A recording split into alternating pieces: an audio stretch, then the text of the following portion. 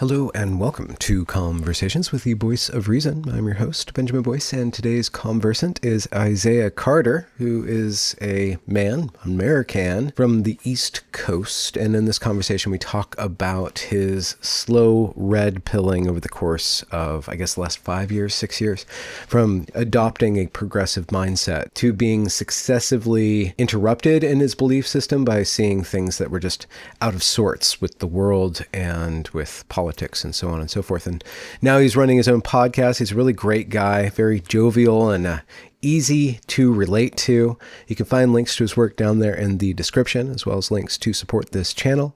Without further ado, here is Isaiah Carter. Look at this guy. Hey. What's going on? Not much. I actually, and you'll be happy to know, I actually... Look at you. You're doing the proper thing. I guess so. My God. This is a pleasure. This is quite quite an honor to be doing this with you. Well, I'm very glad to finally intersect with you, Mr. Carter. Yeah. What do you? I see you're a board game guy. Yeah, I'm in the middle of a move, and all my books got shipped, so I had to throw something behind there. And I think I'll probably keep the board games because it's a little bit different than everybody's got books. Everybody puts books up there. Yeah, I've got on my wall. I have let me see. I have my state flag, Maryland. Mm-hmm. Was born and raised. The other side, I've got the American flag because, USA, baby. This right here is the last home jersey of a Greek striker who played for DC United 2 years ago and was unfortunately was ousted because a woke mob accused him of being racist. Greeks can't be racist. They're barely even white.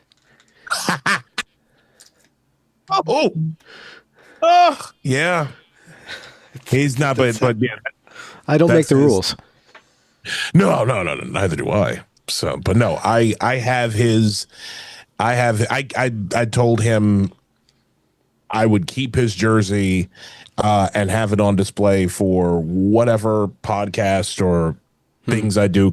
He's a good man. He's a good man and is not a racist at all. Also, his name, he actually, it's funny because he actually has one of the coolest names I've ever, like first names. Oh, okay. I've ever come across. His first name is Taxiarchus. They call him Taxi for it's Taxi for short, but his name in Greek means Saint Michael the Archangel. Oh yeah. Taxiarchus is an incredible name. He's the only person with that name I've ever met. So, and above me is a bit of, well, it's an abstract paintings rather. It's a series that my fiance did of the state of the flag of New York City. It's a represent. Yeah, I don't know if you can see it from there. No, but what's your ties to New York City? I live here. Okay, but you have a different flag too, because you're from that other state. I was going to say Maryland, but Baltimore. I'm originally, so I was born and raised in Baltimore, Maryland. And because I vowed to myself I would never forget where I come from. Yeah. I've been living in New York City it'll be 10 years on the 22nd. Okay. 10 years. Yeah. 2015. So. Okay. So you've weathered quite a bit in being in New York over the pandemic stuff. And God, yeah, that was a year. That was quite a year, 2020. You've probably seen me talk about, well, besides the degradation of, it's one thing. It's we're starting heavy. So I remember what New York City was like before the pandemic. Like 2018, 2019, like New York City was fun, man. It was like there were things going on. People were going to clubs. People were still sociable. It was a very, very nice place to be. You went down to Times Square, like, because Bloomberg had done a great job of like, and people give Bloomberg a lot of crap for what they say Disneyfying Times Square. Oh yeah. But at least, but Times Square was still a nice place to go.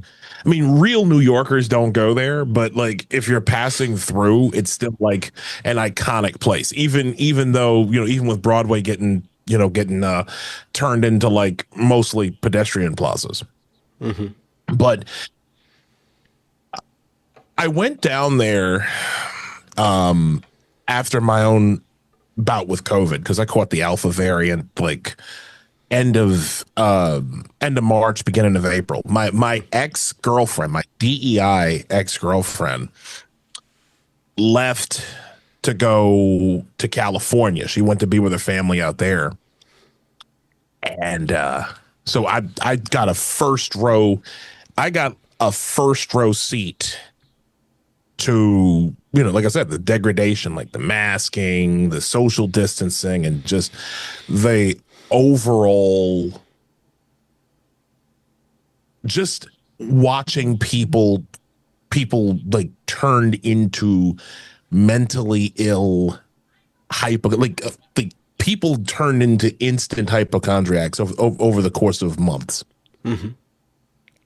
And then, of course, when the powers that run this world decide, oh well, if you want to protest because of George Floyd, then that's fine. That's just perfect.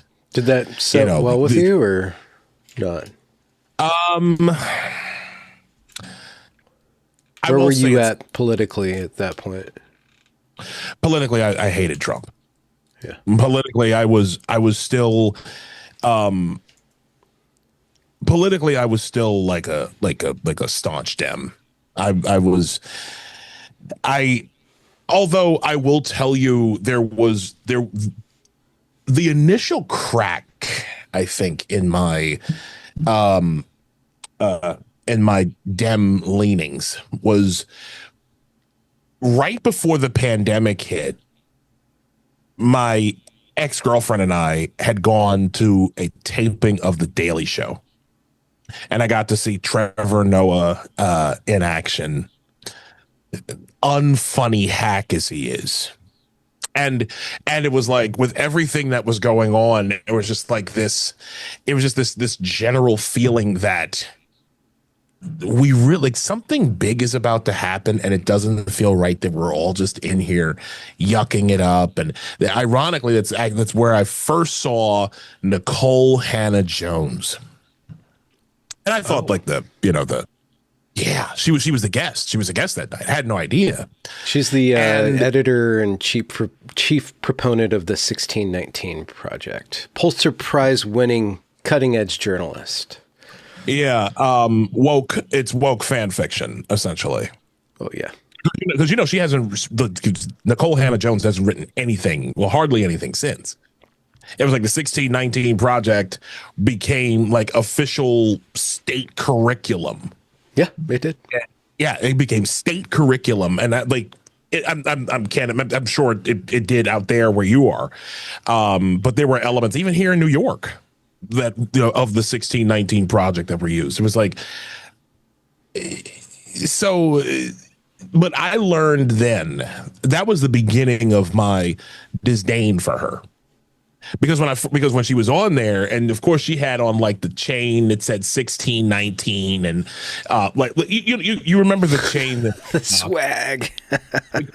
yeah, dude, the Carrie Bradshaw. You know how Carrie Bradshaw had the chain in Sex in the City with her name on it. It's like every New Yorker has that chain. Like even my girl, my fiance has one, and it was a chain just like that that said 1619. And listening to her talk with that Valley Girl, like kind of the whole girl boss upward inflection, it was just like, oh God. Like I could like it was everything I didn't expect, and it was everything that I dreaded. I'm like, oh no, what is this? This can't be. This is the 1619. And then what really solidified my disdain for her was later on, like after George Floyd's death. I won't call it a murder anymore. Refuse to do that. She began, like when everybody was locked down, she was being very, very disdainful herself of teachers. She was constantly telling teachers, like, well, you need to be back in school because, you know, my daughter has been here in the house with me and, you know, she's not learning anything. I'm like, oh, honey, you don't like your kid. And people Maybe got her on kid her. doesn't like her. It's all possible. It's entirely possible. But I ended up that was the second thing that really got me about her. She spread a nasty rumor from this one Twitter account by the name of Son of Baldwin that NYPD, because there was like a surplus. Remember, there was like a surplus of fireworks that year. And like there were just like fireworks were just going off every single day for whatever reason, and people were just like, "Oh my God, what's happening?" You know, I think I wasn't in New York at that time, but I do distantly remember that.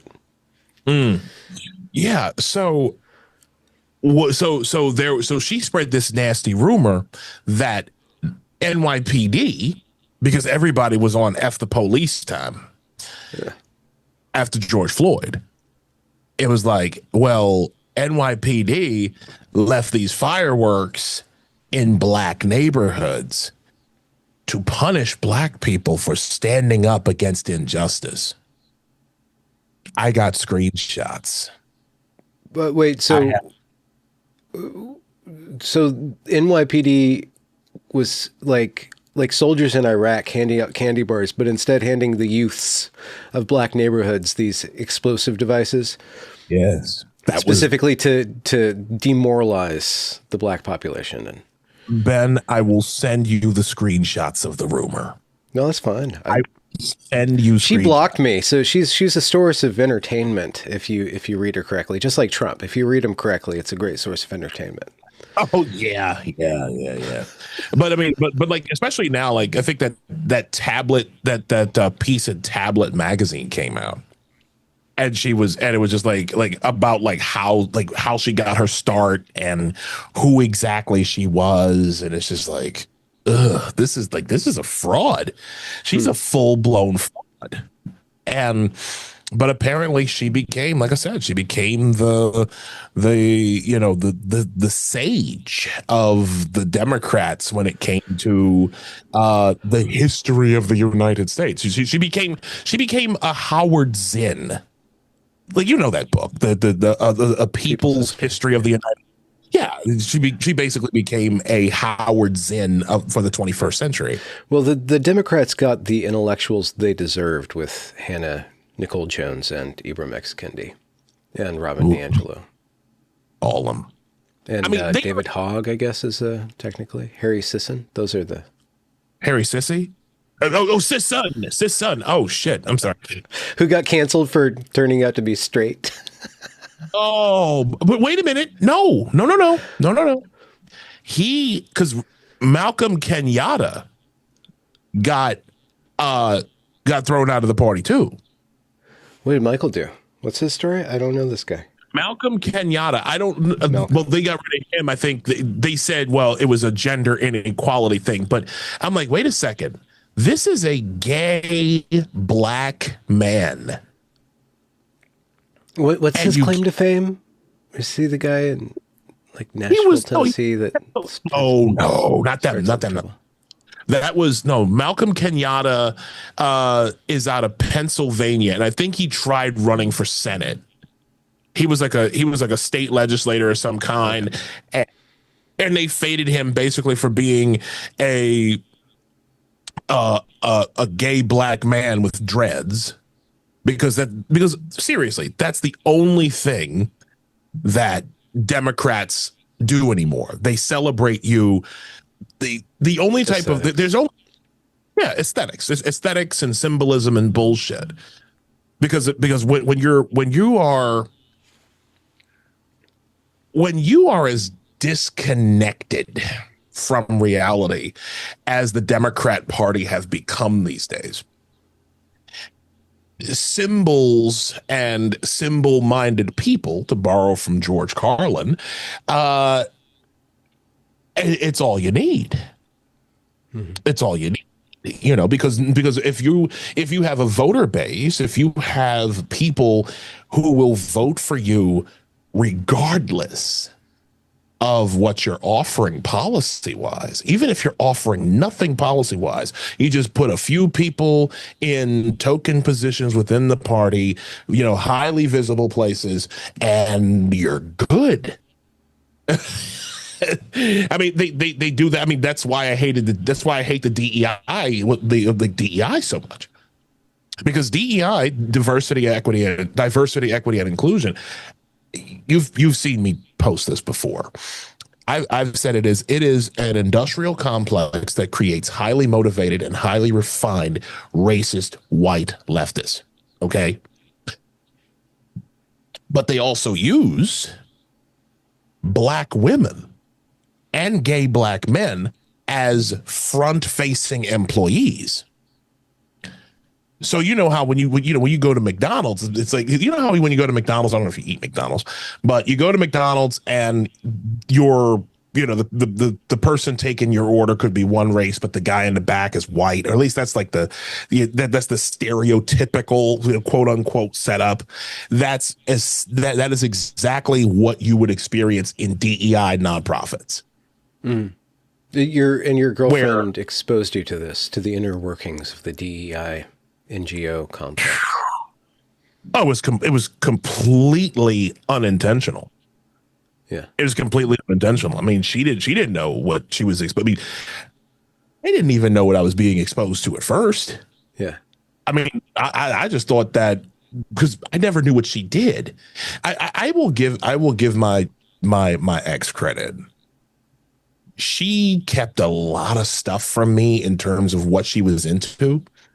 I thought was one of our first dates was to a drag show. It was a child-free drag show. Okay. Yeah. It was a child-free drag show, because those you have to make that distinction these days. And I thought, because the reason why we went was because I was just, I thought it was just being nice. It was supporting a friend of hers, one of her coworkers. It was a charity event. So it was just like, okay, it's fun. And about a year later, I was down at her house, stayed the night, and I was about to come back up to work because I was working in the Bronx at the time. And I asked her, I said, how's so-and-so? Like, how's he doing? I hadn't seen him in a while. And here's when I knew that something was really wrong. My ex goes, "Oh, they're doing fine." And I'm like, wait a second. They? It's only one person we talking about here. Why? What's this they shit? No. She was referring to the guy, her coworker, who performed in drag a year prior, and now he had adopted they them pronouns and was was calling himself non-binary or whatever. Mm-hmm. So at that point, I was just like, "Oh no, no, no, no, no, no, no, no!" But you were aware of this, the symbolism of that, the meaning of that. By that point, yeah. Yeah. By that point, like that was really. I'm sorry, that was really the one thing about the Democrats. Even though I had voted for Hillary Clinton in 2016, and I was still a pretty staunch Dem. Like I hated Trump with a passion.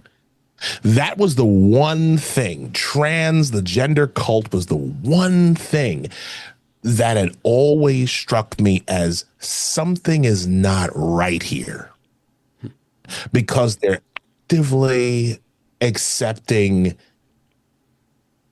anti-truth.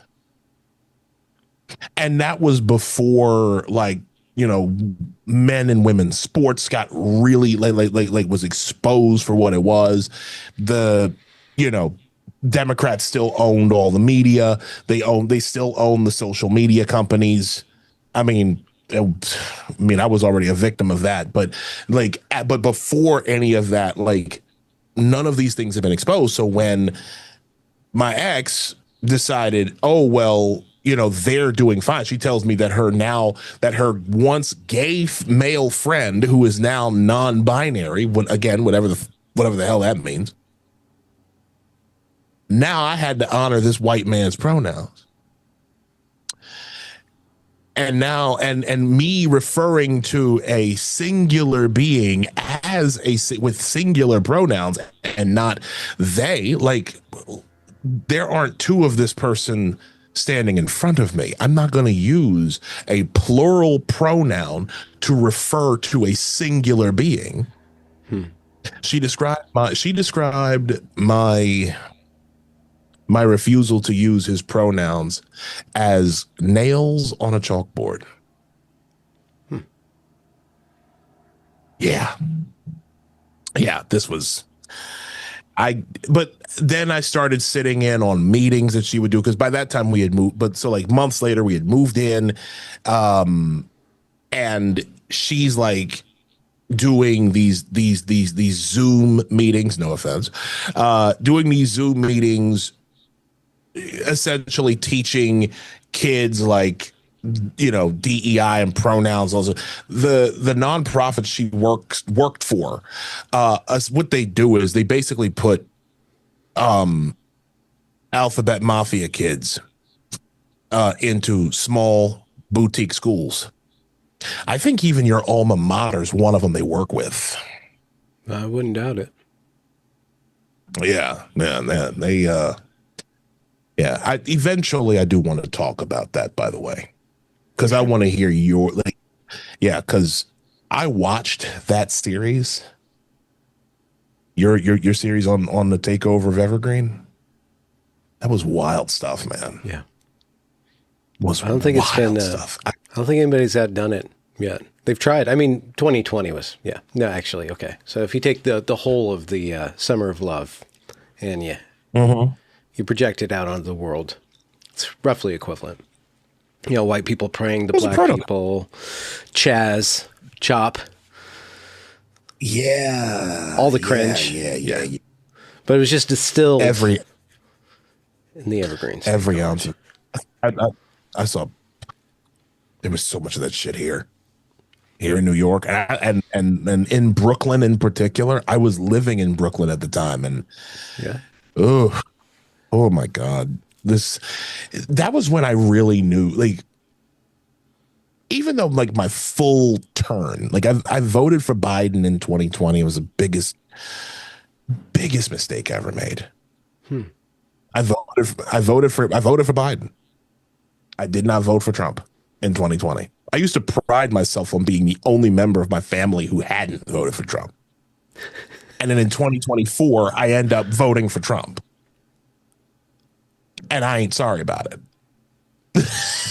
In fact, I'm actually a little upset that I hadn't voted for Trump prior. Why, you feel behind the curve or something? Um, that's a good question.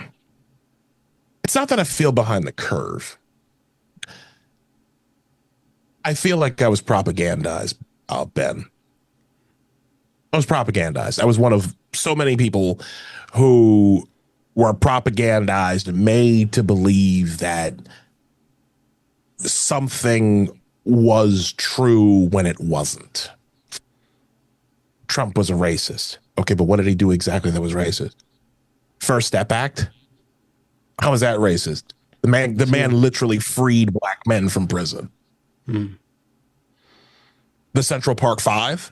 I was going to bring That up, situation, really, everybody's, well, Central Park Five. I'm like, okay, so at the time, kids was wilding out like crazy in Central Park back in the 1980s. I'm talking like there were rapes and kidnappings and all sorts of stuff that were happening on a near daily basis in Central Park. Crime was out of control in the 80s. New York City is a town that at one point had like 2,500 murders a year. And I come from a town, Baltimore, where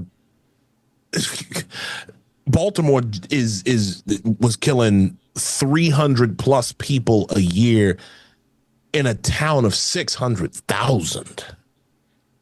Baltimore is not a big place.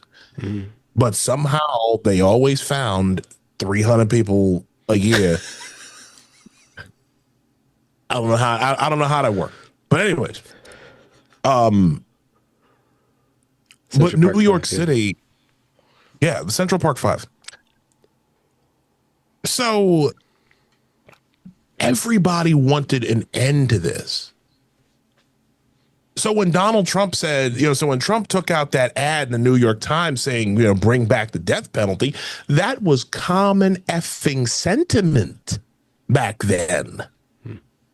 That was common sentiment.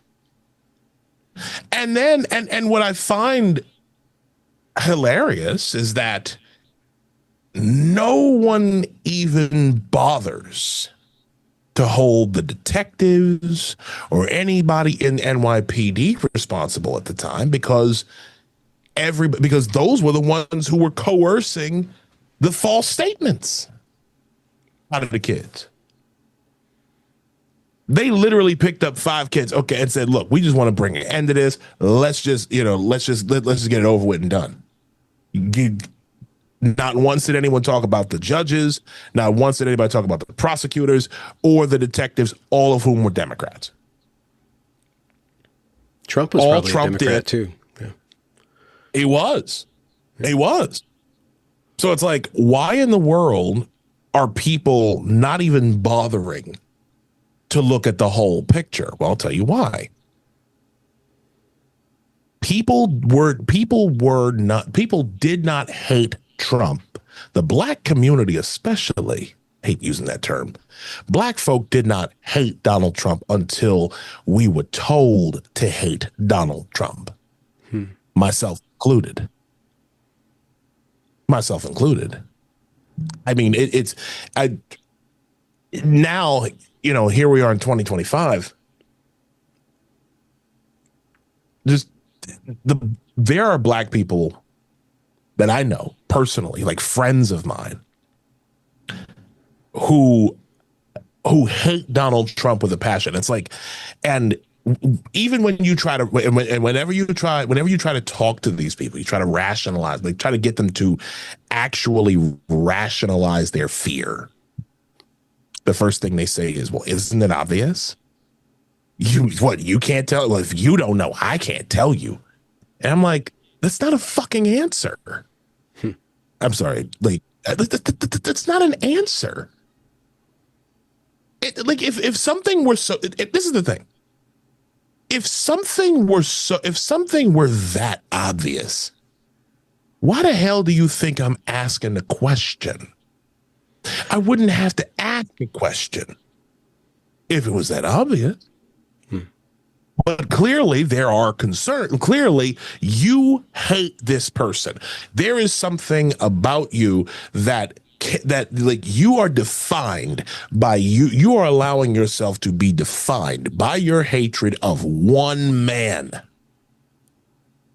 And you can't even explain why you hate that man. You can't even explain why you hate him. He's boorish, off the cuff, unstatesmanlike. I mean, that's the white liberals' point of view. I guess. Who was it? Glenn Lowry said he was the first black president. It makes a lot of sense. Obama was well, I'm not going to say the N word, but Obama is the black man and Trump is the rapper word. Okay. Because Trump's got the rapper really? Sorry. I was going to use the soft, well, I'm not going to, because I know I won't get my $5 million payout for harassing you on the internet. Oh. But he's got all the bling. He's showy. That's Glenn's point of view, and it makes kind of sense. He's the ostentatious, everything that the rapper kind of adulates, like the businessman, the bling, the gold, and that brashness and saying what you feel and making hard deals, kind of gangster kind of stuff, You remember the there was a movie actually that was Bullwinkle or something? Bullwinkle. Bullwinkle. Come on, Rock. You were just close just a little bit. Okay, that was a horrible Bullwinkle. Oof. Yeah. Well, at least he didn't try to do the raccoon dude. It was a raccoon dude. Rocky? Rocky? Yeah, I think you talk like this or something. I can't. It's been a while. Oh, yeah. No, Rocky was a flying squirrel. He wasn't a raccoon. Oh, Rocky Raccoon. Flying squirrel. Well, he was probably not Rocky then. If he was a flying squirrel. What do you call a flying squirrel? You're thinking Rocket from Guardians of the Galaxy? Yeah, maybe I am. See, look at me. I'm so my head is so far up the political wazoo of Twitter that I'm losing contact with all of my pop culture references. Well, you're also moving. So yeah. I get you've got. Listen, I just completed a move myself. Mm-hmm. I moved from Brooklyn to the Bronx. I'm in the North Bronx now. I'm all the way uptown, and that has been that's been an experience. Yeah. Especially the last couple of weeks, like when from the move from one place to the next, and now you got to unpack everything. Yeah. Are you staying? Are you staying in a general area, or are you moving to another state? I'm moving to another side of Washington State, getting away from the wet side, going to the dry side. What's that mean? Washington's got this Pacific Northwest corridor. Washington, Oregon, Northern California is like a wet rainforest, and then on the other side of the Cascade Mountains, it becomes high desert. No kidding. Plains, and then it turns into Idaho, and then you got Montana on the other side of it. I don't know if you'd say it's more of a grassland than a desert. So geologists in the comments will help me out here. Probably. That's insane. We're bouncing around, which I love, but you were saying you're in Bronx now, but you were in Brooklyn during the Summer of Love. I was. Like how did you notice your identity having like a different parameter when you were walking around outside, or was it still a melting pot, or did the salience of your blackness, or you being a black man, change in the optics? Did you feel like the pressure change? I definitely. I definitely. That's a very good question. Did I feel a marked difference in how I was treated? Is that kind of what you're asking? Treated, perceived, yeah, I guess like the subtleties of social. No. Okay. No, because New York was still just this kind of melting pot, multicultural. everybody's a person. Yeah. I mean, it stayed that way. I mean, I did think a lot of, I mean, there was a lot of like the looting and all the other stuff that happened like at night. And the murders and the fireworks. Fireworks and the murders and all that. Oh, God, yeah. I mean, I won't say that excuse me. I won't say that I noticed much of a difference. I did notice that, like, there's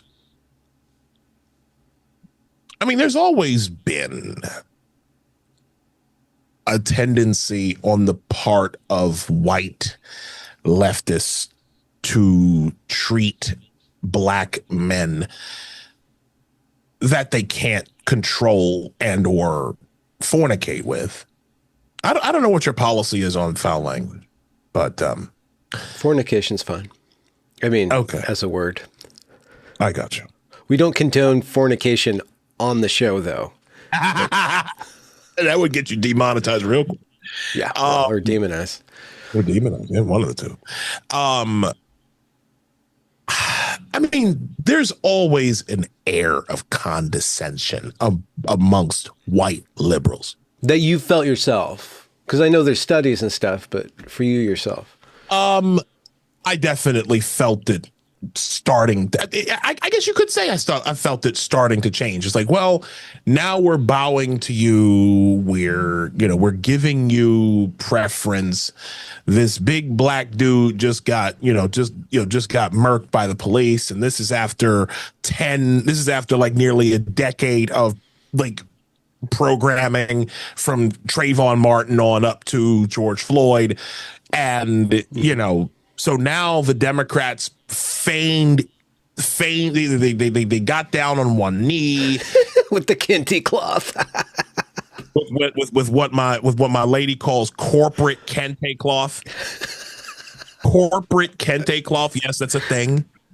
Yeah, and so there was this performative nonsense, and that was when the Black Lives Matter plazas went up. They put one in front of Trump Tower on Fifth Avenue in Manhattan, and they put a Black Lives Matter plaza on Fulton Street in Bed-Stuy in Brooklyn. Okay, what happens in these plazas, like breakdancing, but you have to hold your breath for 7 minutes and 20 seconds?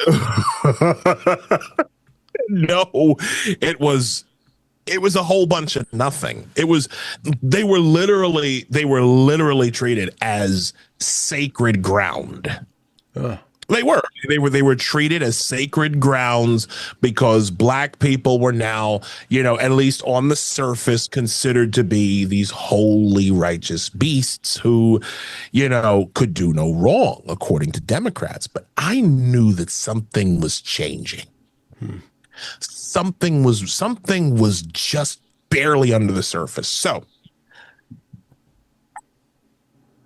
because me and my ex, my DEI ex, we went to the Black Lives Matter Plaza in Brooklyn just to see what this culture. They closed the street down, dude. They closed a block of Fulton Street for this gigantic Black Lives Matter plaza, and they introduced names. Right, they had the names of all the black people alleged to be killed by police. Okay, or they would say murdered because communists love word games. And, because they're the one thing that, again, this is when I first started learning about communists, like how communists operate. The ones who were like pro George Floyd or whatever, they would always use murder. Like all these people who hate the police were always using murder. Just straight up. Even if it was like a situation where, like with Mike Brown rushed Darren, I forget the cop's name. He rushed the police officer in an altercation, and the cop put him down with a service No, I think weapon. Brown actually grabbed the gun. He went for the gun. He reached into the car Yeah. and grabbed the gun. We should, I just have to plug What Killed Michael Brown by the Steele son and father, Shelby Steele, and his son, who I've had on my channel. Yeah, it's excellent documentary. Excellent documentary. I'll have to watch that. I'll have to watch it. Matter of fact, I gotta watch the documentary on George Floyd. But because there's something else about that too, that I'll get to later. But Brown was going for the officer's gun. The officer does what he's trained to do. Like that is the proper application of lethal force. But and I remember seeing like people saying this, like just on the strength of the cop having a badge, it was a state-sponsored murder. And I'm like, how could you call it a state-sponsored murder? You don't even have murder requires intent and motive to be tried and convicted beyond a reasonable doubt. You need motive. You need motive and you need opportunity, right? Like those type of things are required. But again, like I said, just because he has a badge, he's an agent of the state, then it's a state-sponsored murder. And black people and black people need to go ahead and tear up our own neighborhoods and firebomb all of our own shit just to get justice. I mean, not to mention the amount of NGO funded white people coming in, and those pallets of bricks and the Antifa and all these other agitators that don't even belong in those neighborhoods. I mean, don't belong, but aren't even from. Yeah, I mean, but there were several people actually who figured out what was happening, and many of them are dead right now. So I'm gonna tell you, you should look into Darren Seals. Does that name ring a bell? No. Darren Seals. So Darren Seals was an activist. He was already a community activist down there in Ferguson, Missouri. Okay. Born and raised down there. Okay. So what ended up happening was he noticed how the main instigators, so the Black Lives Matter ladies, Alicia Garza, Patrice Cullors, and Opal Tometi, those three, along with Janetta Elzie and DeRay McKesson, those were like the five heavies that went down there, right? Those were the ones who the three that started Black Lives Matter, obviously, and then DeRay he's from Baltimore. He's from where I'm from. But everybody knew him because he's like this gay black kid, this gay black dude who always wore a blue vest. That was his thing. None of them people were from Ferguson. They didn't know Ferguson. They didn't know the area. They didn't know the people. And even worse, they weren't interested in knowing anyone down there. Darren Seals described these people as a gay cult. There's a video that he cut of himself talking about and explaining why he was suspicious of these people. Darren Seals lost his life in 2016. His body was found in a burning car, and he had been shot in the head. I am convinced. I can't prove it. An investigation should be done, but I'm convinced that somebody either in or around BLM had something to do with his murder and a few other guys. Because there were several there were several Ferguson, like born and raised activists who ended up dead right after, like a year or two after the riots. Like I've written about this before. I've posted about this before. They do you remember the dreadlock dude who was wearing like a star, like an American flag, like tank top, and he had thrown like a tear gas canister back at police.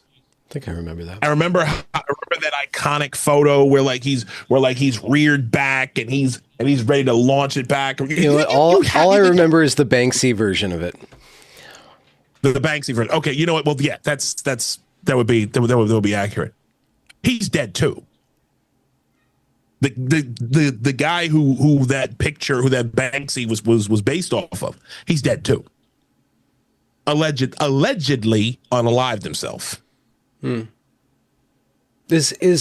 yeah, is the phrase "snitches get stitches"? Is that black appropriation? If a cultural appropriation?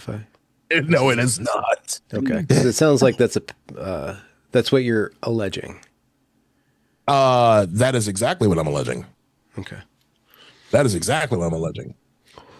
Yeah, that no. Stitches definitely no. Darren Seals, is someone that your viewers should look into, because that guy, like I said, his murder went unsolved, and he should be. That thread needs to be pulled out a little bit. You know, because he got an unclean death. I think Candace Owens, who has gone on to other topics. I don't remember the year when she was really getting a lot of traction. I don't know.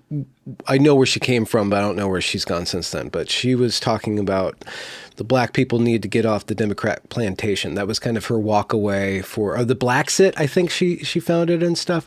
But that's Blacksit. Yeah, that sentiment I could see if you yourself start adding up. You found yourself at some point visiting a plaza with all these names on it, and your girlfriend's starting to say, well, there's all these language codes and stuff like that, and you're starting to hear little peeps, and things are going, and the white liberals are kind of treating you in a certain way or treating your identity a certain way. You start to go back through all these different narratives. Ferguson, that Zimmerman thing, and then George Floyd, and there was I remember right before George Floyd, it was like a week or 10 days before George Floyd, there was a man in Central Park who had a dog with him, and this lady kind of Karened out on him and threatened to call the police, right? And Twitter, all the leftoids or libtards on Twitter were really trying to make this a thing. They're really saying this is police harassment. This is white racism. Mm-hmm. They're really trying to ramp that up, and it didn't quite hit.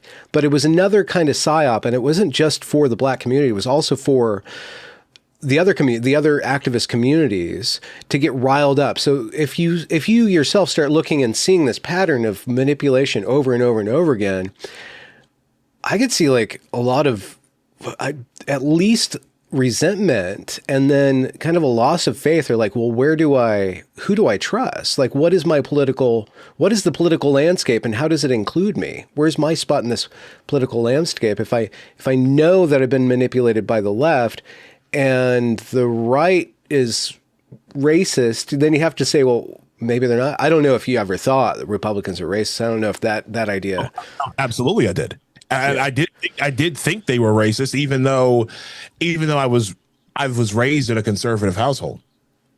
Oh, you said you were the last. I was the only. Yeah, I was the only one. So my parents, okay, I'm the oldest of 5 boys. Okay, my parents are they are devout Christians. They love the Lord very much. And a shout to Kevin and Robin. I love y'all. And they always voted Republican. As far back as I can remember, 43 today.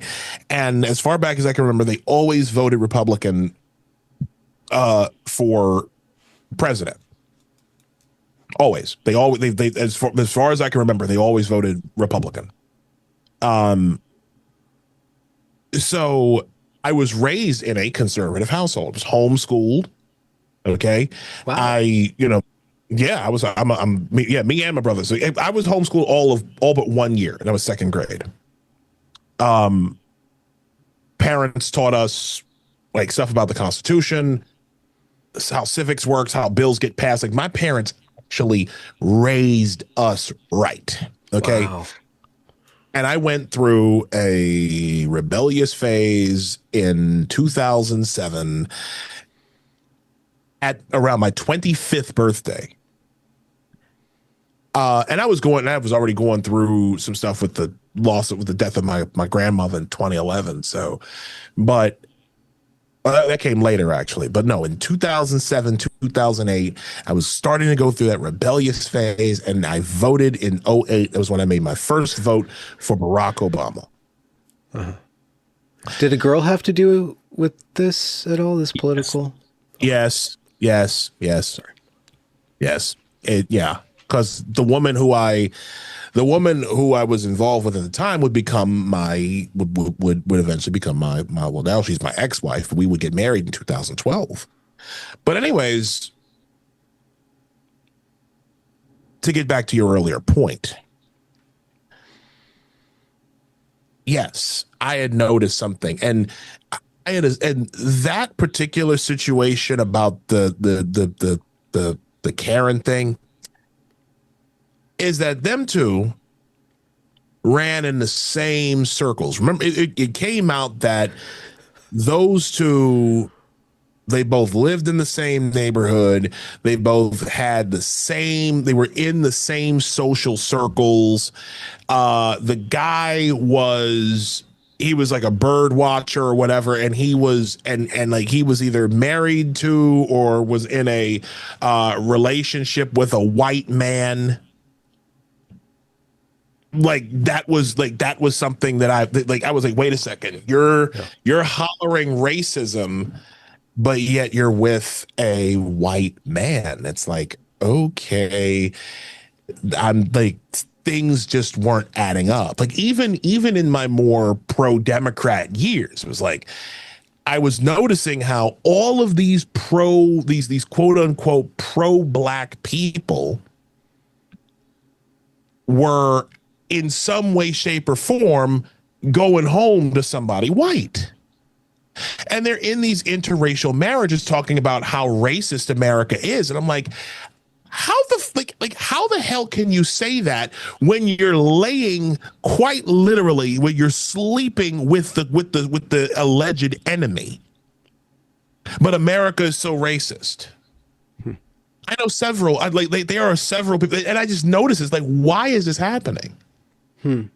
What was your parents? How did they teach you about the America's racism or at least the civil rights movement and stuff like that? What was your What was your conception of America and the racial history in America? It was the basics. I mean, I wasn't raised.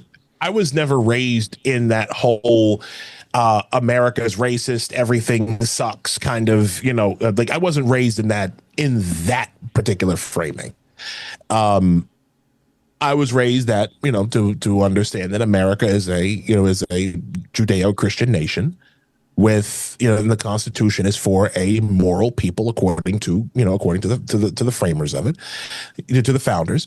And like that was where I was coming from. So the things that I had adopted were just, they didn't fit. I was directly going. I admit it now. I was going directly against how I had been raised. There was, like I said, it was total rebellion. Like, and it was, and for some strange reason, it felt good. But then towards like I just started to notice, like, even as I was, I always tried to be a moderate Democrat, but I had always, but you know how you're in the middle, but yet you notice that if you look to your left, there's always these crazies who are slowly encroaching. I noticed that even when I was a more moderate Dem.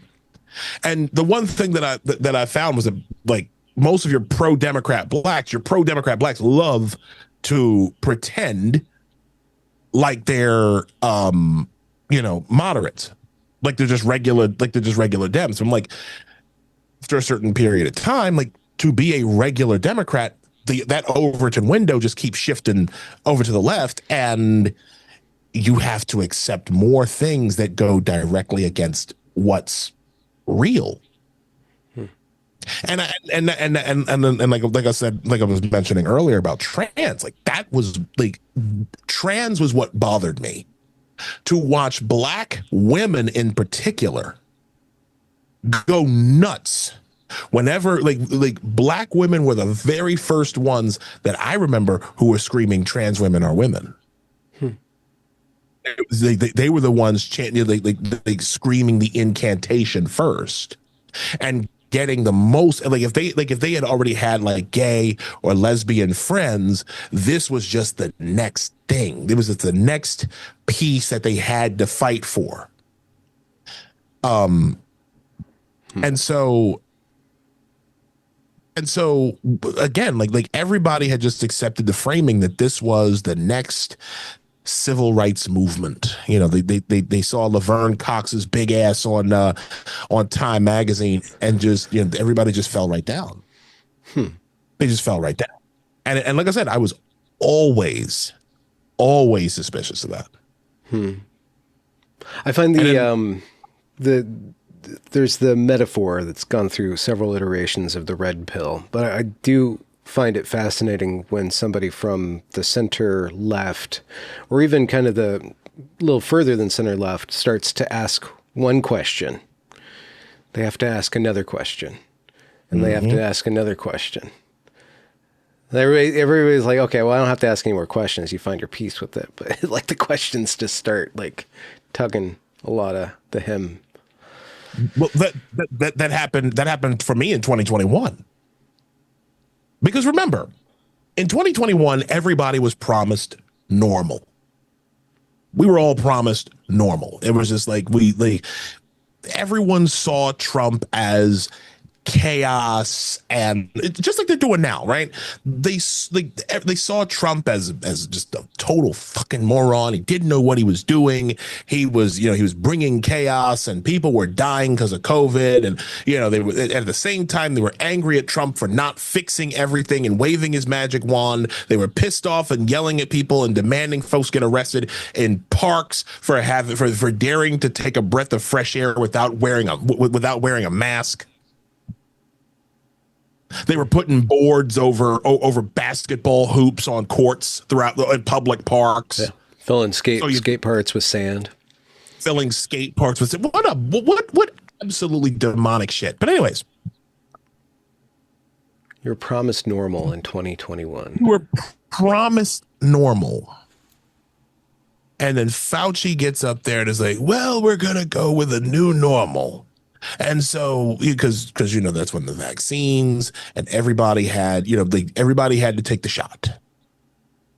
Everyone had to take the shot, or you were going to lose your job. You were going to take the shot, or you were going to get tested every week. People at my job, people in my current, I have coworkers who did not take the shot, and because they couldn't just be outright fired, thank God. They were just tested every week. And of course, the escape ramp is, well, if you just take the shot, you won't have to get, a cotton swab up your nose, or whatever method of testing they were doing at the time. But that was when I started to notice that the normal that we were promised, I just wanted to go back outside and enjoy life again, because New York is magical in the summertime. It's so nice out, and but the point is, I just wanted normalcy. Give me the normal that I remember. And if you and remember, all through 2020, it was like 2 weeks to slow the spread, and then 2 weeks, then one set of 2 weeks turned into another set of 2 weeks, and then 2 weeks after that would be 4 weeks, and they kept doing that and doing that. They wanted to lock everyone in permanently. That's ultimately what this new normal was. They wanted everybody to stay in the house. They wanted everybody to be masked. They wanted social distancing to be permanent. And the people who were getting in the way were those who were asking the questions. I know police officers, retired cops, right now. This is a little story. One day they go in to see their doctor, to see their precinct doctor, or whatever. And he's asking like regular questions about the vaccine. And his doctor's like, I don't know, maybe check with your own doctor, make sure it's good, like normal stuff. 2 weeks later, he goes to see the exact same doctor. The doctor tells him, you take the shot or you're fired. Or we're going to or we're going to, speed up your retirement a little bit. Because he was a lieutenant with the force. And so that was the normal. That was the new normal that they wanted to impose on us. So the cracks were already starting to. And then the next crack for me, I would say the biggest crack for me actually, was when my account got suspended in 2021. I don't know if you remember that. What did you say? Well, my account. I said so. Are you familiar with the guy, trans-identified male called Danielle Moscato? No, but I probably recognize if I had a name or some salacious thing. They probably blocked me a long time ago. Yeah, I'm sure he would. You? But no. So what happened was he had mentioned something. It was right after Derek Chauvin had gotten sentenced to prison, and Danielle Moscato, who was already like this infamous weirdo, had just gotten arrested for drug possession of some kind, right? Mm-hmm. Chauvin goes to prison, and here goes Danielle Moscato saying, essentially going on an abolish prisons rant, saying that Chauvin shouldn't be in jail. I'm actually looking for the what's it called thing. Oh wow, okay. Oh yeah, there's a trans activist Danielle Moscato has tried to get numerous people sacked for various reasons, particularly misgendering, has been arrested over several drug offenses. Danielle is claiming the police targeted Danielle because they're trans and is therefore asking for money. And then they have a heart attack while in jail on September 29th, 2023. Moderna lot 016B21A, COVID-19 mRNA vaccine cardiac injury. So, wow. Oh, so this guy's just a grifter extraordinaire. So what I just sent you, check your DM. Oh, there we go. As I sent you the tweet that got my account suspended for 119 days. Mm-hmm. I said, hold on. I said, Walter White here got busted a couple weeks ago cooking up crystal meth. And here he is in full abolish prisons mode for the murderer of George Floyd. White men protecting white men, folks. 'Tis a train that is never late. You only have 2 likes on it. Well, that was the screenshot I took. But that was the tweet that got my account permanently suspended. For misgendering. Yes. Yeah. Okay. So to lose my to lose my freedom of speech, for one, because that does something to you.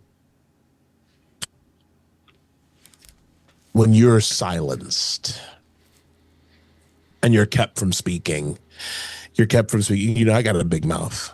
I talk a lot. I've gotten into a lot of trouble. You've seen it. But to lose that ability to speak because a minority of a minority, we're talking 2/3 of 1%. Depending on how you count, if that's even the real number. I mean, right. But it's 2/3 of 1%. That's the general number I go with. 2/3 of 1%. And within that general number, about 85 to 90% of people are white men. So we're talking about a group of people, a minority of predominantly affluent, white, male leftists who for 10 years or so were given absolute power. You are not marginalized when you get people's accounts zapped because they wouldn't participate in your pronoun game.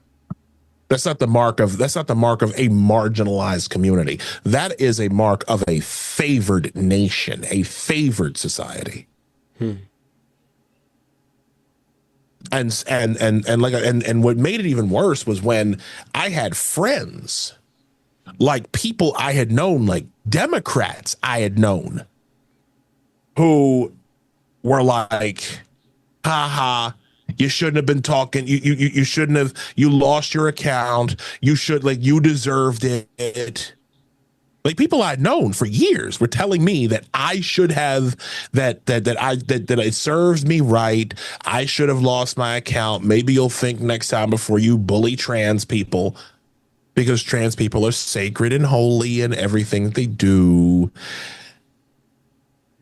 So again, to see this and to watch the derangement, like I'm gonna be honest with you, there has been a deranging effect.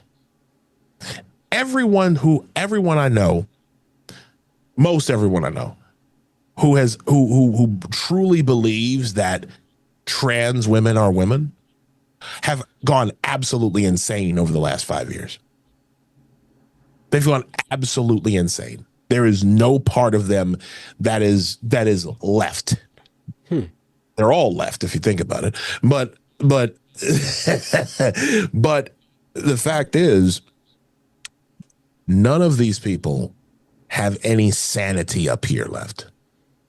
They're all gone. It's all gone. Like they've accepted everything. They've accepted every single trope and every single thing that the left told them to believe, that the machine state, to borrow from Tim Pool, they have accepted everything they were told, the framing in which they were told, to now, like we talked about before, they hate people and can't even explain why they hate them. So in 2021, like I was saying, like in 2021, that 119-day point, I didn't think I was ever going to get my account back if it weren't for Dave Chappelle's Sticks and Stones special on Netflix. Because he just went in. He just went in on that particular, group, and I got my account back. wait, how did you get your account back? You just requested it? Wrote a fourth appeal. Okay. I had appealed 4 times to get my account back. And I learned through that experience that like in the United States of America in 2021, it was objectively worse to be quote unquote transphobic, whatever that means, than to be racist. Because they just were rejecting, they would reject my they would reject my appeals outright. And I'd given up after the third one. So I figured, let me try this fourth one, and got back. I don't know what happened, but I got back on the account. And at that point, you could say I was red pilled. The last straw was the Afghanistan withdrawal. That's going on, what, 3 years ago? That was about this time, wasn't it? Wasn't it in the spring, in June? I can't remember. It started in 2021, and then I think it ended like in November or December of that year. Yeah. I forget exactly when Abbey Gate was, but I can tell you when I changed my mind. Like the last straw for me was,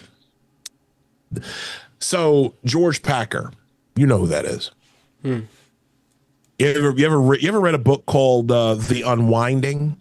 The George Packer wrote? The Unwinding. Now, the great book goes into basically the deindustrialization of Middle America from different people's perspectives, and it's a fantastic book. I absolutely enjoy it. Packer's writing resonates with me because, again, he goes it's very much long form, but his writing is very powerful. It's very potent. So, and he wrote a piece in The Atlantic called Joe Biden's Saigon, where he started telling the stories of these translators over in Afghanistan who basically had lost their lives. They lost their lives, because the Taliban had taken over everything. The Taliban took over Kabul in 3 days. 3 days. Abbey Gate took out what? 13 service members were killed. And that's not to mention, like I said, the translators and other civilians who were wiped out by the Taliban that day for trying to leave. And then to read about Biden's total malice towards the people of Afghanistan. And he said something, I remember he said something, it was documented that he said something to the effect of, I'm not sending my boy back over there to Afghanistan to fight for women's rights, or something like that. I had read that, Packer had reported that Biden had an antipathy towards Afghanistan since like the 60s or 70s. Like throughout the whole entire thing, there was like this gleeful malice that they took. Them talking by they, I mean the Biden administration. There was this gleeful malice that they took in just completely botching the Afghanistan withdrawal. And then they had the audacity to blame Trump for it. And my response was, well, wait a second. You're the president of the United States right effing now. You could have said no. You could have been like, okay, things are kind of crazy. We're not pulling out just yet. And they just decided to blame Trump. They pulled out anyway and left billions of dollars worth of weapons and equipment and ammunition over there. They essentially handed the Taliban everything they needed to enforce. Yeah. To enforce their nation. And so after that, I'd had it. I was just like, you know what? I can't take it anymore. I remember actually weeping a bit after reading that piece. I just remember surprising that the Atlantic would publish something critical of the regime. You're telling me. I mean, we're talking, but the one thing, I will give the Atlantic for being even-handed in that regard, because you're not gonna turn down a piece from George Packer. I mean, we're talking about this piece was like a 30,000 word monster. Like it was almost like the whole magazine. It was that thick of a piece.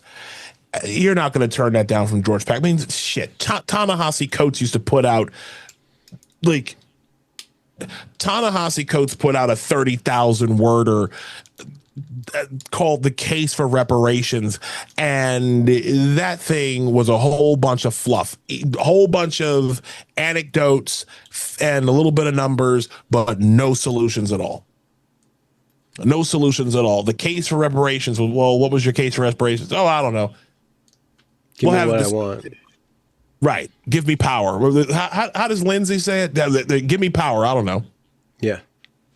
Yeah. Just give me power. Yeah, I've always found it kind of interesting that Ta-Nehisi Coates was on the rise, and then when 2020 happened, the moment when he could have like dominated the whole narrative, he disappeared, and Ibram X. Kendi came in, and then Ta-Nehisi pops back up onto the scene. He was just like there was this notable absence during the peak woke. Like, that was always well. I'll tell you what it is, because he hasn't changed. Like Coates has not changed. If you want to know my personal opinion, because Coates and I grew up in neighborhoods that were next to each other in Baltimore. If you really want to know why I think he was, I guess, sidelined, it was because they didn't want some big heterosexual black man to lead no fucking movement. Here's why I say this. Right when the George Floyd, right when the BLM like things were at their peak, there was a segment on a Saturday MSNBC show. Alex Witt was the host. I remember this, like I can remember this off the top of my like clear as day. And they had two trans identifying black men on the show, Alex Witt did, who were both like affiliated with BLM. They were directly affiliated. They were employed by BLM. And they put them two on there, and they all but were gloating about the fact that BLM was really just all about the trans. It was all about trans and nothing else. And I thought that to be really weird. I was like, well, wait a second. Why is this like I thought BLM was all about, saving black lives. Oh, they were about saving black lives, just not the ones that just not all of them. Black lives matter, but some lives are blacker than others, I guess. Yeah, I do remember that Kendi stepped in it when he said that he didn't want his daughter to be, he made some Zoom call that he was paid probably 10 to 20 grand to show up to for 10 minutes. He said something to the effect that he didn't want his daughters to be exposed to gender confusion, which I thought was really interesting. And he used the same framework, but he reversed it, because Kendi's all about we have to be more racist in order to end racism. But like he draws his line there. But I wonder if he was put in power because he's so easily manipulated. And Ta-Nehisi Coates has a certain intellectual edge that put him out of the running for that particular period. I wonder. I tend to. I won't say. Oh dear. That's a very, dear God, man. That's a good question. Okay. Did I go somewhere I shouldn't have gone? No. Okay. Oh, no. Listen, I used to like Ta-Nehisi Coates. I used to like his writing style. Yeah. He's great at writing. He's a great polemicist. I will give proper credit where it's due. The problem is the motherfucker did not know how to land the plane. Like ultimately when you write, you have to have a point. When you're arguing, you have to have a point. You have to have somewhere that you're going. Our friend Wokel, right? Wokel will write these long ass threads on X, and you're sometimes wondering where he's going to go. But ultimately, he lands the plane, and you're like, holy shit. This is where he was going? You just realize you just got all this information. And shout to Wokel. I love that guy. Would love to have him on my own show. But like the thing with the strawberries. Yep. The Slurpee. The Slurpees. He explained postmodernism took his time doing it, but eventually landed the plane. And at the end of it, you understood exactly how postmodernism works. And hey, I listened to it. And I learned from it. And that's Coates's weak point. Coates can't land a plane to save his life. He can't. I read Between the World and Me when that came out. Did it resonate with you? No, no, not at all. I was like, to be honest, after reading it, I felt angry because it's like, dude, you're going to give your son an inferiority complex. I hated that book. I hated it because I'm like, you're not even giving the one thing that the one issue that I've had with this whole pro-black nonsense over the last 10 years and the way that these people try to force an inferiority complex on a black youth is that they're not giving black kids the chance to grow up and experience life for themselves. That's the one thing that bothers me about guys like Coates, Melissa Harris Perry back in the day, Joy Reid, all these, who's that other one? Jelani Cobb, all of these pro-black people, like these pro-black professional, professional class race men and women. That was my biggest problem. It's like you're giving these people a complex, an inferiority complex, and you're not even giving them a chance to see the world as individuals. Well, that's kind of the point now, isn't it? You don't want to. If you're a communist, which I firmly believe every single one of the people that I just mentioned are, even up to and including Coates. If you're a full-blown communist, you don't see people as individuals. In fact, the very concept of individualism, it makes you feel dirty. You're intimidated by it. So, of course, if you're trying to program your kid before he gets a chance to grow up and see life for himself, then that book makes perfect sense. But they're not doing that. They're not that's exactly what they're doing. So yeah, I hated that book. I haven't really read anything else from Coates because, again, he just got vacuous.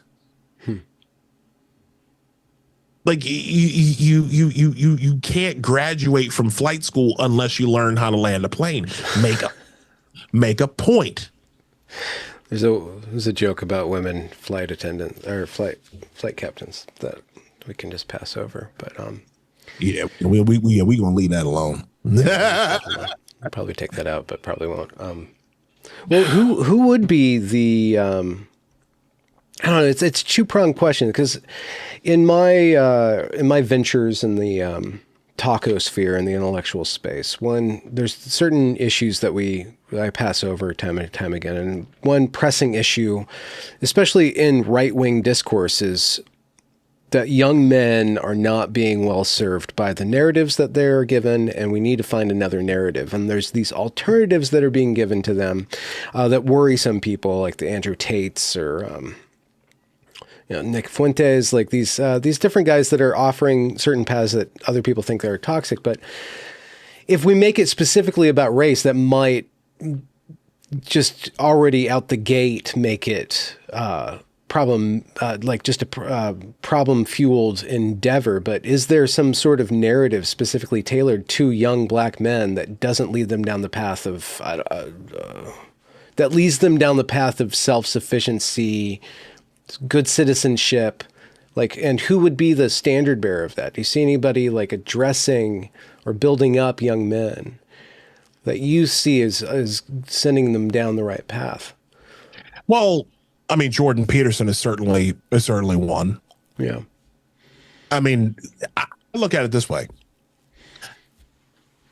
There is a fatigue amongst there's a fatigue amongst blacks, I would say, amongst everybody really, of constantly being lumped into a group. Yeah. Yeah. People really hate that shit. They hate it because, again, like, I have very little similarity with, say, a black dude born into a single parent family, right? I have nothing you're raised in the projects.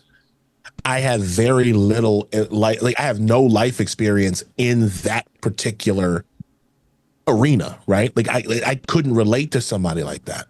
And I'm not going to judge them for who they are, okay? Especially if they get out of the situations that they were born into, right? And I know a couple guys like that. So if we're talking about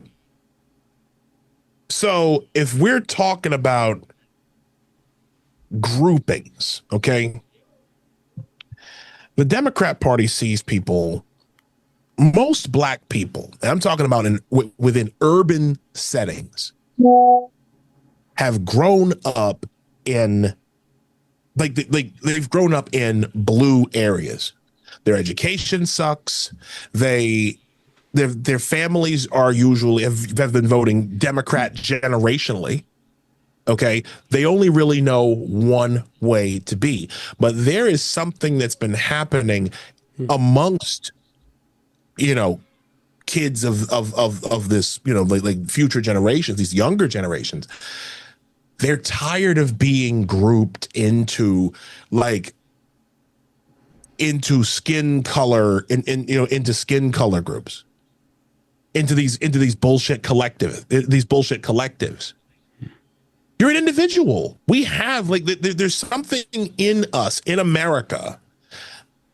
If you are an American, there is something here that is innate, in my opinion, it's innate to all of us. And it is, judge me on my own merits.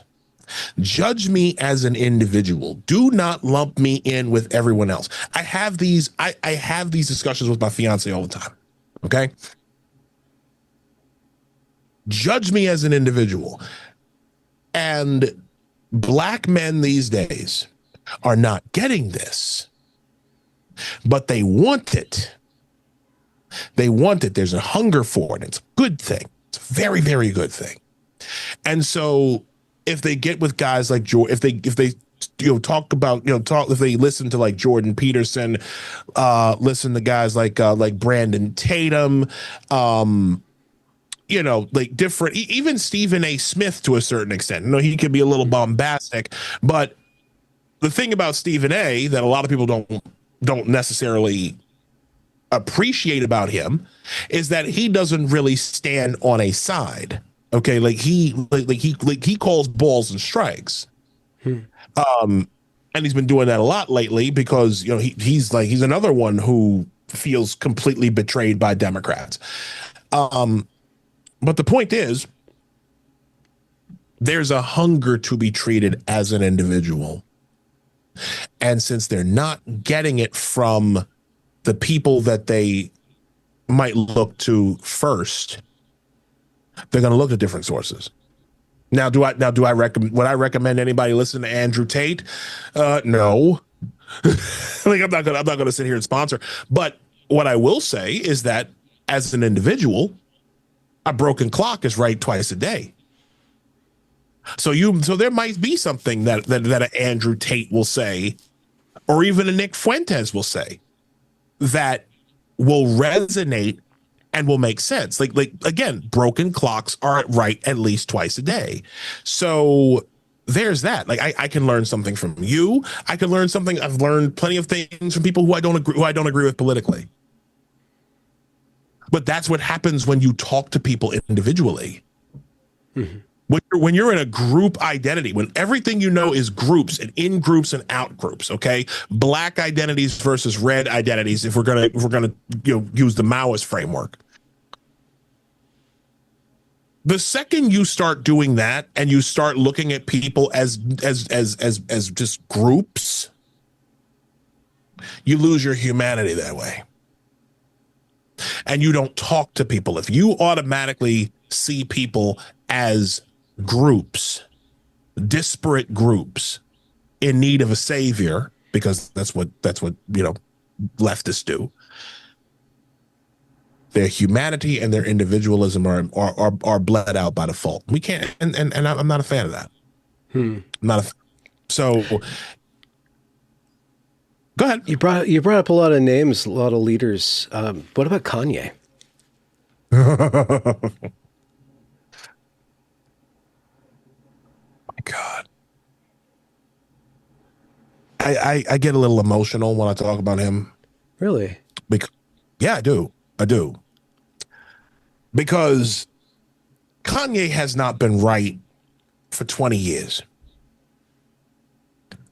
Remember, his mother died on the operating table. His mother went in for surgery, was healthy and fine, and she went in for some procedure and never woke up. And he hasn't been right since. I mean, we're talking about a guy who made multiple children with Kim Kardashian. Well, and then the woman that he's currently with is a doppelganger of Kim Kardashian of sorts. But I get emotional about him because I know he's not well. He is not a well person. But you're attached to him in some way. So he's reached out. He's reached you. He's touched you somehow. Well, moved you. Because that man was one of the greatest hip hop producers in like the late 90s, early aughts. I could rattle off 3 of my favorite tracks that he made that are untouchable. Guess Who's Back with Scarface and Jay-Z. Scarface, Jay-Z, and Beanie Siegel. He produced that track. It's absolutely incredible. The Corner that he made with Common.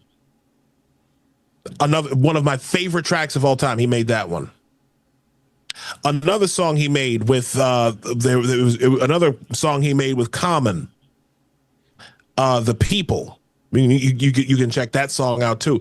The instrumentals alone, because like I said, Kanye made all those.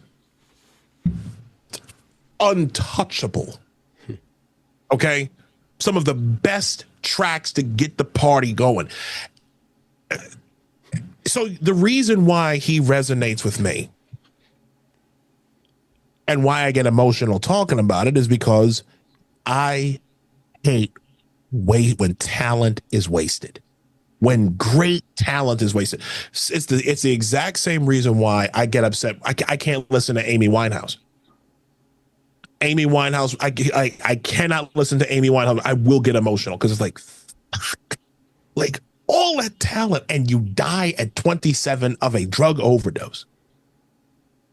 You were a train wreck. Everyone knew you were a train wreck. And there was always this part of me that was like, just hope to God you get cleaned up so that you can have a nice, long music career and then done. Kanye's that same way. And the song... the song. You should say that. Just the song. The song, I've heard it. I get it. He wanted to be a provocateur, but this is a guy who, again, he's not well.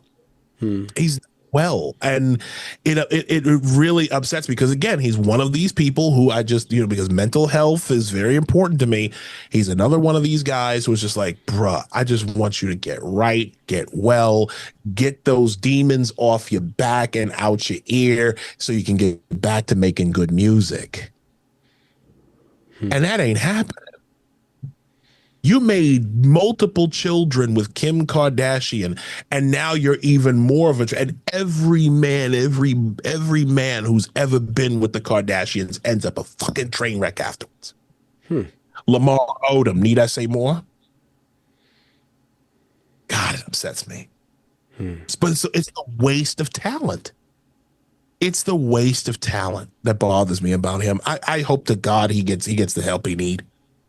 I really do. I hope he gets the help he needs because he needs a lot of it. So in terms of the song, I don't really, like I said, I don't have an opinion of the song, but again, it is same. But the point you were trying to make earlier, I can learn something from him too. You can learn anything. You can learn something from anybody because I see people as individuals. I don't see them as collective groups. Unless you're a communist. Then you're just a bug. You're just a bug. Yeah. I mean, now don't get me wrong. I see individualism in communists. I see watermelon communists. I see urbanist communists. I see Democrats as the communist Democrats. It's like, Yeah, Wokel's to blame for that, as is James Lindsay. Both those guys. They're the great red pillars in their own way. What do you got coming on the scene or dropping going forward? I've got a new show. It's called Apostate Radio. I think we should talk about this. So back in February, I made a video on my lunch break. I refer to it as that video. Oh, yeah, that video. Yeah, it's 3 minutes, 14 seconds. It's kind of like your own that song. Yeah. I was frustrated after the first round of stuff we were hearing about Doge. Yeah. And it was yet another red pill moment where it was like the Democrats have been lying to us about everything. Like they pretended to be the adults in the room, and all they were doing was just raiding the treasury, and they were just doing all of this stuff behind everyone's back, and they were going to drag us into World War III. They were weak and ineffective. It was like everything. It was just bothering me, and I was like, I got to talk about it. And I just wound up because I actually made two videos. One, like the first one where I was just talking about how the machine state is effed us. And then the second one was where I said, I hereby renounce the Democratic Party. Ben, that video was reposted by Elon, Bill Ackman, Alex Jones, like all the big people. Like, you got the treatment. Yeah, Benny Johnson boosted that video, and I don't know if you're familiar with the Walkaway campaign, Brandon Straka. Yeah. He just reposted that same video. That video right now is up to 32.7 million views. And so I had been planning to do a podcast. People have been telling me I need to do a podcast for a long time. They're like, "Oh, you have a great voice," and I'm just like, "Well, right, you are, Jeb. I've got a great voice for radio." And so I had been doing these little podcasts with my boy Nick, who actually used to do like soccer stuff with New York City Nick FC. Nick who? Chavez. Okay, Chavez. Yeah, great guy. He'll probably he goes by Nostra Chavez. Great guy. My show would not be my show would be nothing without him. I absolutely mean that. Like he's been a calming figure. Like because I can get emotional. I can go on like rants like you wouldn't believe. But he brings definitely he's more of like the straight man, like in all of this. Like he's very, very philosophical in his approach. I call him the sage. Like if I'm the sword, he's the sage. Oh, okay. And it works. So our show is called Apostate Radio. We came up with the name several weeks ago. Well, I'm sorry, several months ago at this point. Shit. And we've had big guests already. It's blown up more than I could have ever imagined. We've had James on. We've had Evan Barker, who's like our you know Evan Barker, right? Mm-hmm. Yeah, Evan Barker, who's like a really good friend of mine. I love her to death. Shout to Evan Barker. We had Seneca Scott, who's out of California. He's down in Oakland. He runs the Lashian Group. He's the political consultant. We talked to Curtis Sliwa, who's running for mayor of New York City. I mean, this has been the biggest, like my life changed when that video came, when really? I made that video. Yeah. Like, before I was just like I just had like a regular blue collar union job. And now I'm finding myself to be a bit of an influencer, if you will. Yeah. I went from having like 40 some thousand followers, and I've got over 100, and I've got 147. I gained well over 100,000 followers in like over the period of 2 weeks, and went on Alex Jones. That was was that fun? Alex Jones. I'm gonna say this. That man is one of the most fascinating people I have ever met, virtually or otherwise. And it is my intention to go down to wherever he is, and I want to meet him in person. I want to shake his hand and talk to him, because that guy's got a gift. A lot of people think he's just, a lot of people dismiss him and they think, he's just nuts. And he talks like he's got like this deep, raspy voice, and he goes crazy. Sometimes he just screams like this, I'm like, but there's way more to that guy than what meets the eye. And it's and I do want to get down and talk to him and learn from him. But yeah, Apostate Radio, we do this show every Sunday. And we start at 8 p.m., though we'll sometimes do something maybe a little bit like a little earlier or whatever, depending on what our guests need. Generally it's 3 hours, but depending on circumstances, it could be a little shorter. But it's been a blessing to do this. Yeah. It's been a blessing. Like I mean this, like even talking to you, like we've like been acquainted with each other for several years. We've been following each other on X, and I've been fascinated by these conversations and your way of doing things. I mean, I didn't think I'd be here talking to you, and it's just a real blessing. I try to learn as much as I can from everybody. What grounds you? When I first started in social media, I always said that I swore to myself that I would be the same person on social media than I would be in real life. That was like one of the first things that I swore to myself, because when you have this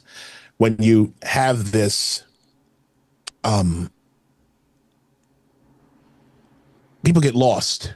You know what I'm saying? Like when you have a profile that's building, and people can get lost. They can get lost in what they're doing. They can get lost in personae. We've seen this, right? Like some people lose their head. Some people can't handle the fame, or they can't handle a viral post or whatever.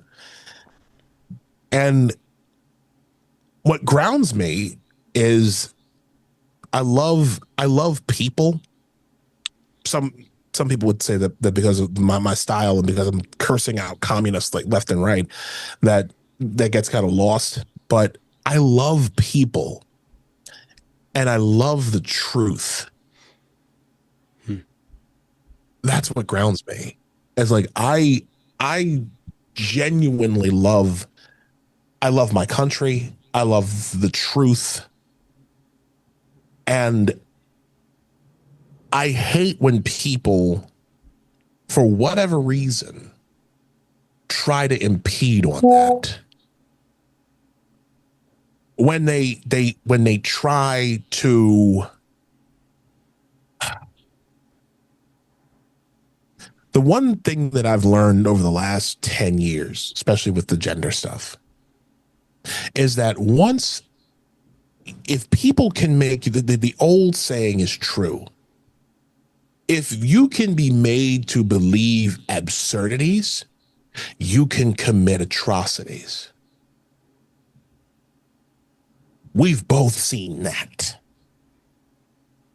We've both seen what happens when people let a full-blown absurdity, the idea that men can become women based on nothing but say so, and we've seen the damage that's happened to children, that's happened to the truth. We've seen people just their entire beings get disintegrated because they swallowed one lie, and that was all it took.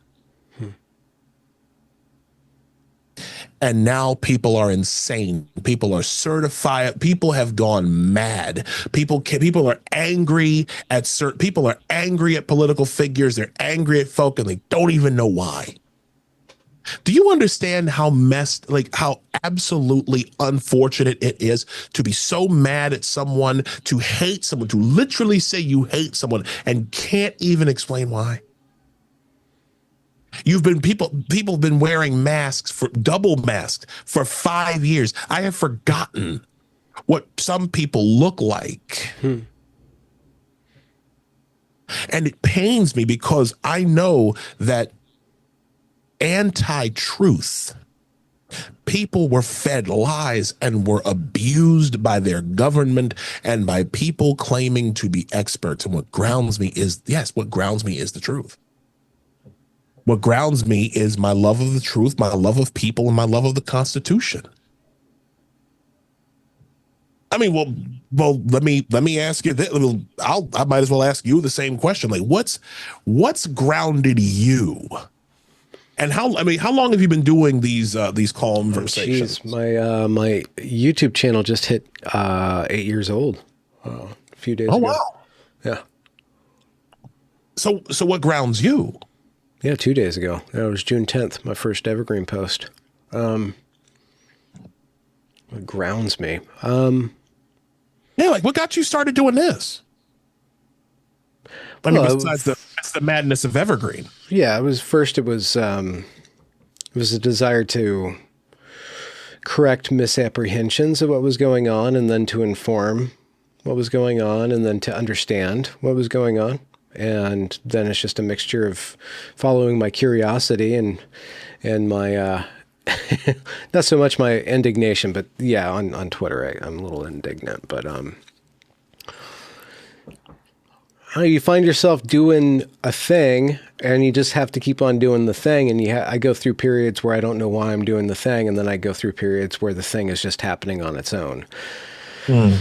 But the desire to create something good, to refract goodness through the world, reality. I think I'm over it now, but recently I had a little problem with just the concept of truth. I was kind of like re-examining that because I saw people who were very on board with truth, and they were using that term truth as cover for their own ambitions or their own narrative, which just means that we'll explain away the truths that don't match up to what we're going after. And so truth is an absolute concept I think is kind of above the grasp of humans and needs not collectivism, but collective dialogue and continual continual conversation and meditation and remediation to evoke and to sustain. But I don't. You can go too far into being skeptical of the ability for human beings to grasp the truth and end up in postmodern land, which, other than an artistic modality, I am not terribly much of a postmodernist, though we live in postmodern times. So you see how truth refracts through, how truth is degraded into information, and then information is reconstructed into narrative, and how those narratives can go one way or another and lose their connection to reality. So, yeah. Wow. I mean, you've always struck me as a very highly intelligent human being. And like, obviously the show is very much a reflection. Your show is very much a reflection of that. When you started this particular format of a calm, like being a calming presence, Yeah. and having these types of conversations, like like how important was it to you to keep that, like, to make this a part of your of the identity of the show? Well, it was basically trial and error. It's pretty. I wanted to speak to people, and I had to really quickly learn that the best way to hear people was to listen to them and to get out of the way. And then I recognized the propensity that I had and the necessity for good interviews for me to be the stage manager. It's like, it's my show, it's my stage, but you're the star kind of thing. Like the person is the light. My attention is there to facilitate the best possible evocation of that person's being, thoughts, opinions, processes, right, for the audience, right? The intermediary. So you kind of take on the role of somebody who, is the janitor more than the janitor, the producer, the whole thing, but not the star. So, the best way to do that. And, there's a lot of different interview styles, and there's a lot of different interviewers, and some people have more success or are better at it than I am, in a variety of ways, or more popular in the very least. And there's different levels of engagement that they bring, the people who are more prominent than me, and also production styles, and probably a monetary backing from somewhere to buy a studio and fly people out. But you can really put your nose to the grindstone. The trigonometry guys, they came up the same time as me, and they're doing gangbusters, right? And they have their own styles, a little different than mine. Constantine has a stronger personality than I do, other than my little shit takes on Twitter, but so there's different levels to it. But I leaned into what was getting the best results, and that just kind of became what it became. I got you. Feedback. I mean, you're killing it, bro. I mean, you're absolutely killing it. I'm very. I've watched several. I've watched several of your shows, and I've learned something from each and every one of them. And it's been, and like I said, it's an honor it really is an honor to be here. It really is. What do you have cooking up besides the move? Yeah, I gotta move. We got one more week. We're out of here, so I got packing to do, and then we got to set up the studio over in Eastern Washington and see how life is there. That's number one. So you're getting away. So are you getting away from like Seattle? No, I'm outside of Seattle. Never liked Seattle. I love Portland quite a bit, but I moved away from Portland a long time ago. That's the only place that I felt like I was home to me. So, but we're just going where we can build a life within our means and get property of our own. And what's that? Just out of curiosity. Well, because I'm trying to get to know you two a little bit here. You said Portland felt more like home for you, because I've never been in the Pac Northwest ever. what is it like up there? Like, you watch it, you watch. It's like if you've never been to New York, all you know is like what you've seen on the news. Yeah, yeah. So what is it like up there? Like for you, what's your experience? I've been to New York City several times, and the first time I was there I was really young, and it was too much for me. It was just too powerful. There's too much psychic force. Like I was just like everything was just vibrating all the time. But I've gone back subsequently and gotten a different view of it, and I was a little. I matured too in my sensitivities, being able to relax, absorb, and I really enjoy walking those streets. Really enjoyed just going to New York for a conference or for some reason or another, and then just like spending a few hours just walking around and just absorbing it, going through Times Square. I know you said it was Disneyland, but it's just kind of nice to feel the energy of all those people and stuff. Portland is just a bunch of neighborhoods, big old houses. It became a progressive wasteland through the process of iterative progressivism, where people were very liberal and then became even more liberal and kind of got disconnected more and more from reality, and then allowed for reality to slowly encroach through the back door of unchecked violence and entitled childlike behavior and not knowing when to say no because we're so open, so it's just kind of like this liberal progressive kind of loss of the connection to leadership, authority, and order, and kind of probably in that one of those orders. I don't know how you'd order those things, but it's a beautiful place. Every time I go through there, I just feel right there. But it's been a while since I've been there. Seattle never connected with me. Too many hills, too much of a city. It's really beautiful where I am right now. It's north of Seattle. This big valley called Snohomish Valley. See the huge mountains. I've heard of that. The Cascades. Just I get to drive around in my job and just witness the utter beauty of the place. Isn't there like a really, really cool waterfall that's around there? Oh, there's waters falling all over the place. I think there's a scene from the credits, the opening credits of Twin Peaks, that shows this waterfall that's just down the road from me. What Snoqualmie?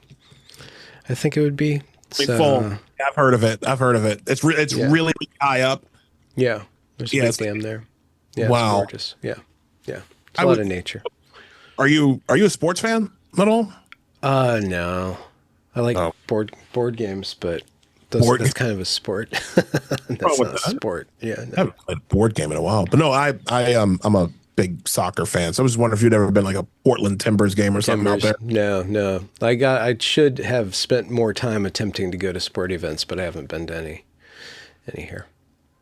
Oh my God! So that means the next time you come to New York, I gotta take you to one. Even though my club is DC United. Yeah. They're like the closest thing, because Baltimore and DC are like this. So because Baltimore doesn't have any professional soccer clubs, but we got everything else. Like we got the Ravens, we got the Orioles, and those are already two gigantic parts of who I am. But I like soccer. I've always enjoyed. I enjoy playing the game. I enjoy watching it and stuff like that. So I connected with my late friend Big Rob Gillespie back in 2013. He was one of the original founders of a DC United, of one of DCU's first supporters groups. Shout to La Barra Brava. Him and Oscar Zambrano were the two that founded that supporter group. Big Rob passed away in 2021, and it broke my heart. He was a good friend. He battled leukemia for years, and had a great, he had a really good career, lost it all, and then eventually, like, he just basically just couldn't hold it together until he died, and it was just really sad. So, but yeah, he's the one who got me into the game, and really appreciate. I still, think of him a lot. But yeah, but the club itself, I mean, DCU, they haven't been very good of late. Like the last, they got blown out like 7-1 at home last week, and it's been very tough.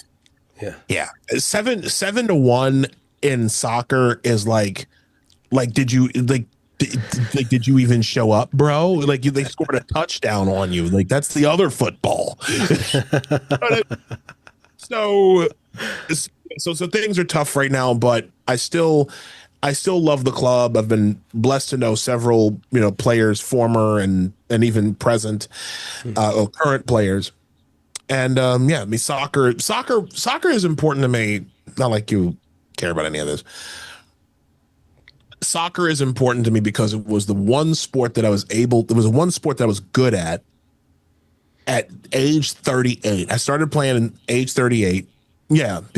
Because I had one experience with it, and it was the one and only time I'd had an experience with it was when I was in second grade, when I went to Christian school, and I scored a goal.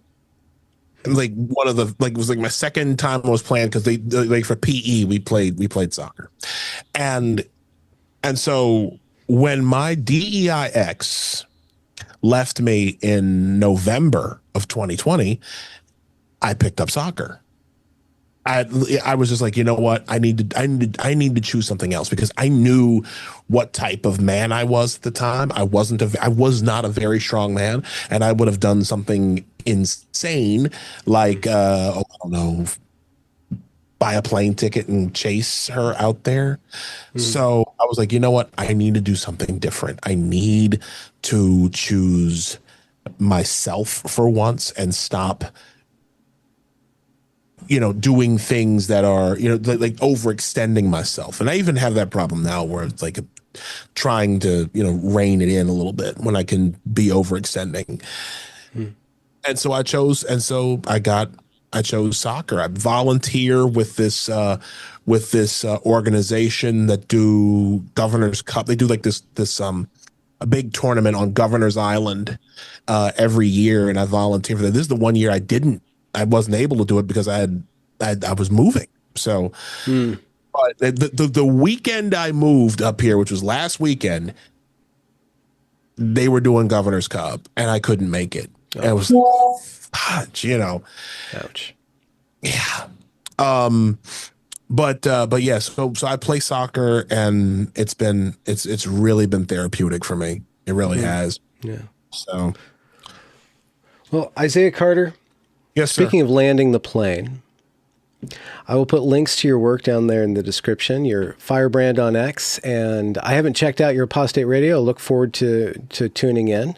You say it's live every Sunday, but I'm sure there's archives. People can check it out.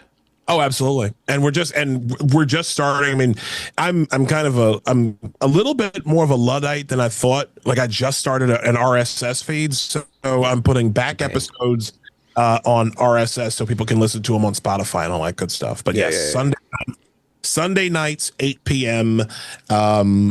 Please come check us out.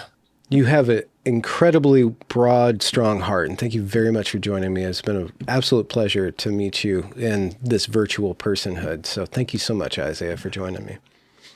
Thank you, brother. And listen, before we go, you are more than welcome. We need to set up a date for you to come on to my show. Yeah, and, maybe July. We'll aim for July.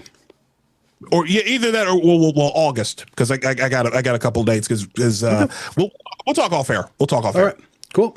Rounding up the recording. Have a good night, y'all. Y'all.